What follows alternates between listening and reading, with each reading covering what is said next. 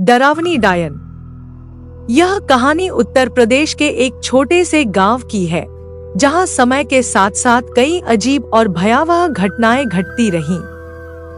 गांव के लोग शांतिपूर्ण जीवन जी रहे थे, लेकिन एक खंडहरनुमा हवेली में रहने वाली एक औरत को लेकर अजीब अफवाहें फैलने लगी।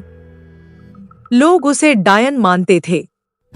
कहते हैं कि जो भी उस हवेली के करीब जाता, वह लौटकर कभी नहीं आता। इस औरत का नाम था धरा, लेकिन गांव वाले उसे डायन धरा के नाम से जानते थे। उसकी आंखें बड़ी और भयानक थीं। उसकी सफेद झाड़ी जैसी उलझी बालों की लटें हवा में लहराती रहती थी। उसका चेहरा झुर्रियों से भरा हुआ था, लेकिन उसकी आंखों में एक अलग ही चमक थी, मानो वह किसी को जिंदा निगल जाएगी। लोग कहते थे कि रात को उसकी हंसी हवाओं के साथ गांव तक गूंजती थी। धरा के बारे में ये भी अफवाह थी कि वह किसी जमाने में एक साधारण औरत थी, जो अपने पति के साथ खुशी खुशी रहती थी।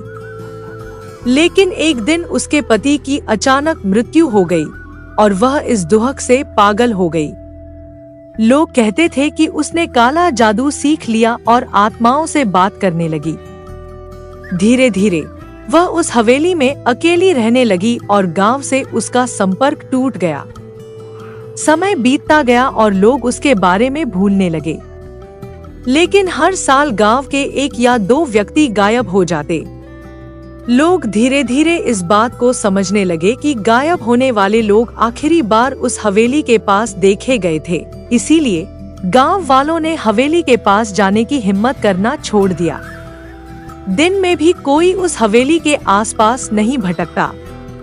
लेकिन एक दिन गांव के 3 युवा लड़कों को साहस का जुनून सवार हो गया। वे अपने दोस्तों को दिखाना चाहते थे कि वे किसी डायन या भूत से नहीं डरते। उन्होंने तय किया कि वे रात को हवेली में जाएंगे और धरा की सच्चाई का पता लगाएंगे। रात को जब पूरा गांव सो रहा था, तीनों दोस्त चुपके से अपने घरों से निकले। उनकी जेबों में सिर्फ एक माचिस और कुछ मोमबत्तियां थी। वे तीनों धीमे कदमों से हवेली की ओर बढ़े। हवेली की दीवारें समय के साथ जर्जर हो चुकी थी और उसके अंदर से अजीब सी सड़ी हुई गंध आ रही थी। हवेली के दरवाजे पर जंग लगे हुए थे, लेकिन किसी तरह उन्होंने दरवाजा खोला। जैसे ही वे अंदर गए, उनके पैरों तले जमीन खिसक गई। हवेली के अंदर का माहौल बहुत ही डरावना था। धूल से भरी फर्श, टूटी हुई छत और जगह-जगह मकड़ियों के जाले। उन्हें ऐसा महसूस हो रहा था जैसे हवेली की हर दीवार से कोई उन्हें देख रहा हो। फिर अचानक हवेली के अंदर से धीमी धीमी हंसी की आवाज सुनाई दी। तीनों लड़के घबरा गए, लेकिन साहस दिखाते हुए आगे बढ़े। उन्होंने दीवार पर टंगी एक पुरानी तस्वीर देखी, जिसमें एक महिला और पुरुष हंसते हुए दिखाई दे रहे थे। तस्वीर के नीचे लिखा था, धरा और आरव हमेशा के लिए साथ। अचानक उन्हें याद आया कि गांव वाले कहा करते थे कि धरा का पति आरव ही था, जिसकी मौत के बाद धरा पागल हो गई थी। अचानक हवेली के पीछे के एक कमरे से दरवाजा जोर से बंद होने की आवाज आई। तीनों लड़के तुरंत उस कमरे की तरफ भागे।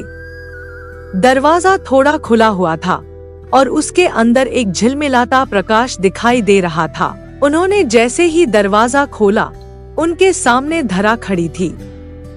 उसकी आंखें खून से लाल हो चुकी थी और उसके मुंह से डरावनी हंसी निकल रही थी। धरा ने चिल्लाते हुए कहा, तुम्हें यहाँ नहीं आना चाहिए था, और उसकी आंखों में एक खतरनाक चमक उभर आई। उसने हाथ उठाया और तभी कमरे में अजीब सी हवा चलने लगी। तीनों लड़कों ने भागने की कोशिश की, लेकिन उनके पैर जड़ हो चुके थे। धरा धीरे धीरे उनके पास आने लगी। एक लड़के ने माचिस जलाने की कोशिश की, लेकिन उसकी कंपाती उंगलियों से माचिस गिर गई।